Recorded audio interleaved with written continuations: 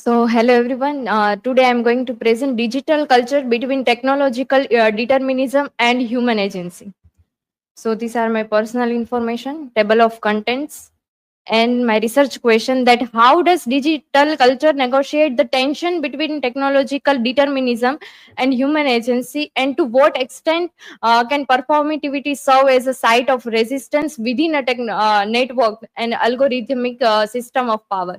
So my hypothesis is that digital culture is a paradoxical space that stimulously enables and constrains human agency, while technological infrastructure shape performativity and cultural production.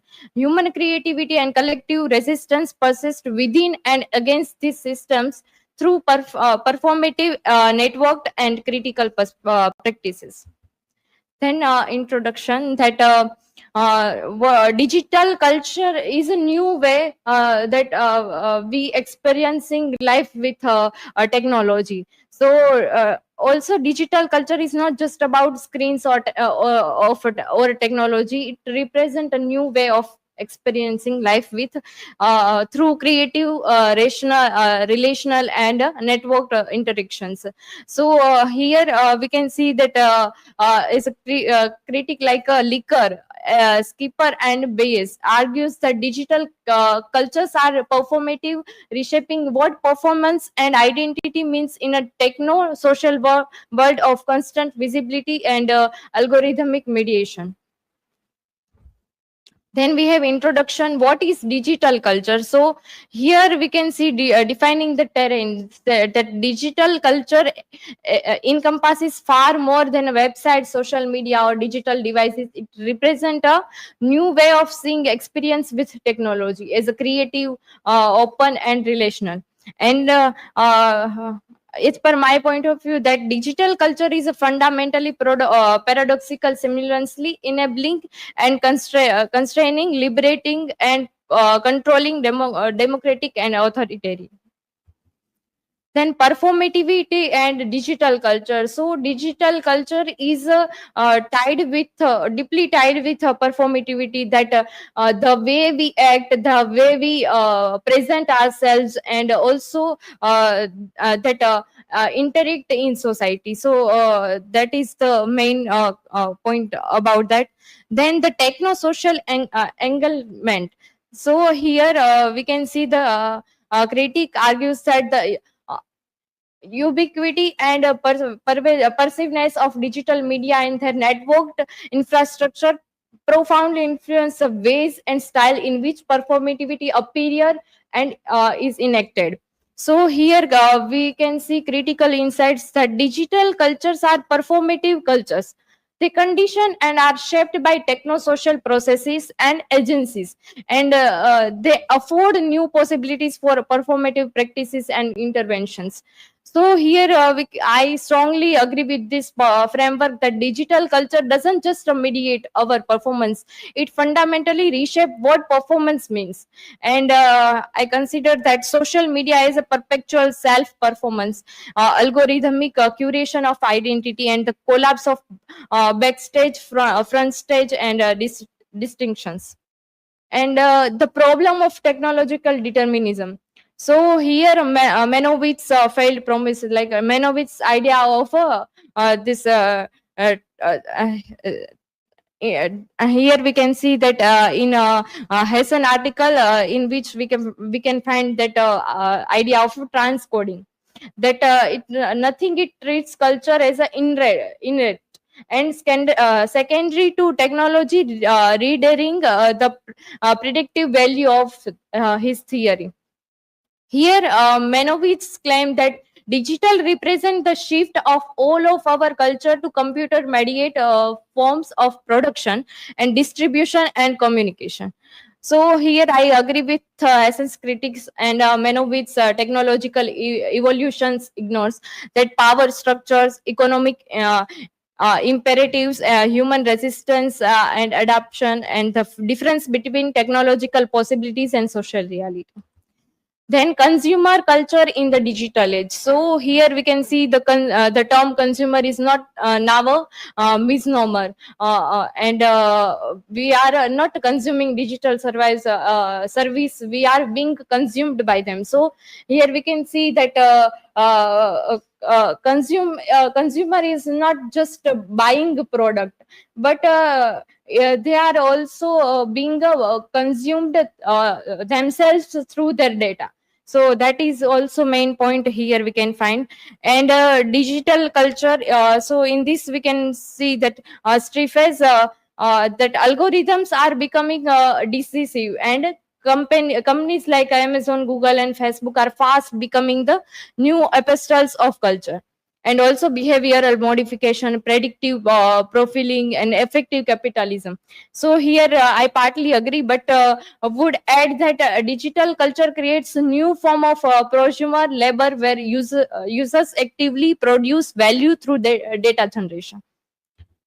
Then the network paradigm. So here we can see beyond binary opposition, that here Lavender argues that digital culture operates not through simple binaries, but through networks where terms and counter terms engage in fluid imbrication. So here we can see that access interact with gatekeeping, and agency with automation, embodiment with disembodiment, globalism with localism, and presence with absence, and liveness with archive. So here Castells says that a network has no center, just nodes. The network is the unit, not the node. So here Castaway said that network is not an individual node but central. So and it's also systematic interdependence.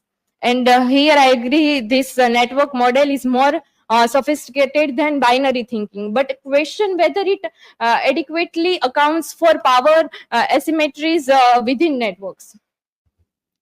Then the trouble with digital culture. So Cormod is warning that that one of the problems with studying any medium is that it's too easy to mistake the part for the whole. And here we can see the critical point. So digital culture far exceeds the world wide web, social networks, and ebooks, and image archive, and games, emails, and programming codes. So it accessed anything we see on our laptops, phones, or television screens. So here I agree, strongly agree. We often debate digital versus analog, when the real conflict is between different vision of digital culture: corporate versus commons, extractive versus generative, and controlling versus inability. So the politics of digital culture. So here we can see from critique to action. So here Licker argues that digital culture offers a twofold agenda of critique: that to investigate the intricate relation of power and performativity, and to insist on the openness and challengeability that is immanent to performative process. And here are some questions of power and possibilities for resistance. Here we can see towards a critical digital culture studies. So here synthesis and proposition that what I accept, that digital culture represent fundamental transformation in how performativity operates, creativity, new techno social formation.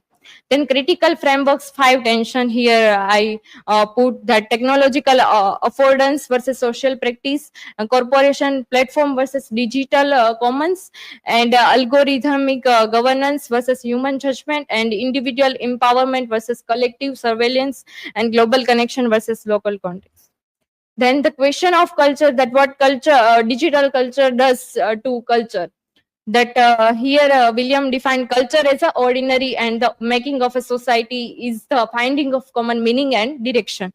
And here we can see that the text, that if culture is how we collectively make meaning, and if that process is increasingly automated and outsourced to platforms and shaped by profit maximizing algorithms, then we are losing the capacity for a authentic culture making. And here but the performativity reminds us of openness and changeability. Then conclusion beyond optimism and pessimism. So I reject techno optimism that digital tools will automatically democratize and liberate, and techno pessimism also. And I propose that critical digital engagement, understanding how digital culture operates so we can intervene effectively. So here, final thoughts that we must pursue both trajectories, that to investigate the intricate relation of power and performativity. Then conclusion, digital culture is performative and political arena that both liberates and disciplines human agency. And here we can see digital culture is not an invisible future, but a struggle filled present where automation meets autonomy and control meets creativity. So these are my references. Now, if you have any question.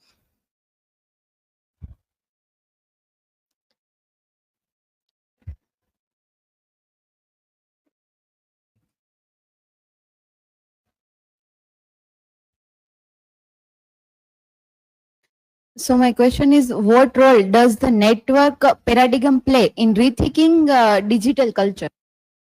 Yeah. Yes, I earlier mentioned also that Lavender, this shift from this, we can find that simple opposition to this network perspectives, and showing that access, identity, and this agency is interconnected.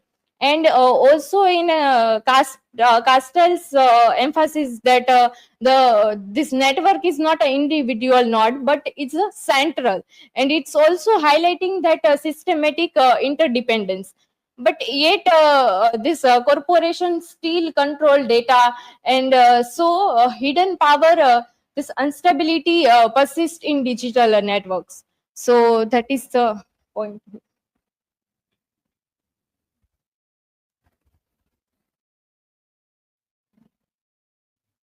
So my question is, what are the five critical tensions that defines digital culture today?